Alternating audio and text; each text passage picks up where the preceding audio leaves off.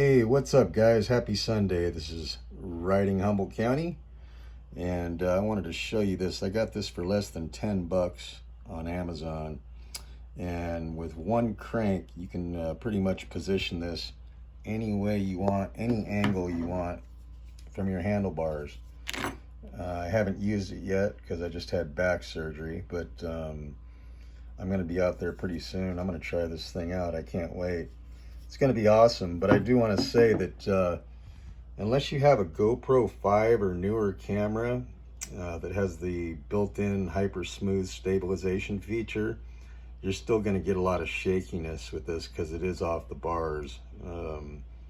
So just keep that in mind if you're using an older camera like a GoPro 3, 4, or even older than that. I don't think this would be right for you, but yeah, we'll be trying this out soon, guys. Hey, hope you're having a good weekend. RHC, peace out.